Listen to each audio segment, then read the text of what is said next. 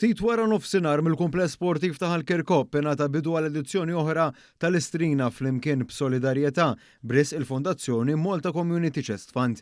Din il-maratona li qed ixxandar b'mod dirett fuq l-istazzjonijiet televiżivi kollha inkluż One se tissokta sa madwar nofs il-lejl u hija l-ewwel waħda taħt il-patrunċinju tal-President Miriam Spiteri De Bono. Fid-diskors tal-ftuħ il-President Spiteri De Bono innotat kif fil-miliet mhux kulħadd seta' igawdi l-ferħ assoċjat ma' dan iż-żmien u bekk ħeġġed biex kulħadd jagħmel il-parti tiegħu. Imma kien hemm min kien hija tal-kura fl-isptarijiet Maltin u barra.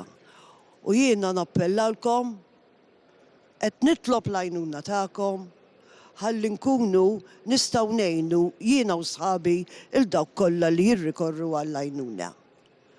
Konvinta li ser tisimgħu dak li qegħdin nitolbu minn għandkom.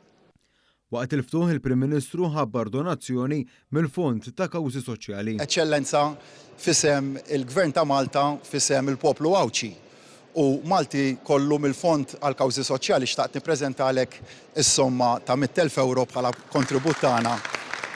Intant f'kummenti lil dan l-istazzjon fl-ewwel momenti tal-maratona, Dr. Abela appella l-kontribuzzjonijiet tal-pubbliku filwaqt li sellem il-ħidma sfiqa li ssir mill-Fondazzjoni Malta Community Chest Fund. Illum jum is-solidarjetà ġifieri hija l-festa fejn il-poplu Malti jiċċelebra flimkien l-iktar valur b'saħħtu li għandu l-ġenerożità, s-solidarjetà, l-empatija, l-altruiżmu u l-ħidma sfiqa li qiegħda tagħmel il-Malta Community Chest Fund taħt it-tmexxija tal-President tar-Repubblika propju għandha dawk l-għanijiet warajja li daw il-valuri tant sbieħ tal-poplu Awċi u Malti tiġborhom flimkien f'dan il-jum tant importanti fejn kulħadd qed jaħseb f'ħadd ieħor f'dawk il-persuni li għaddejjin minn dbatijiet kbar. Hawnhekk sostna li għalhekk huwa l-impenn tal-Gvern biex kif għamel bid-donazzjoni tiegħu jkompli jkun ta' spalla għal dawk li jkunu għaddejjin minn sfidi ta' saħħa. Preżenti għal ftuħ ta' din il-maratona kien hemm ukoll l-Arċisqof ta' Malta Charles J. Scicluna u l-Kap tal-Oppożizzjoni Bernard Grech.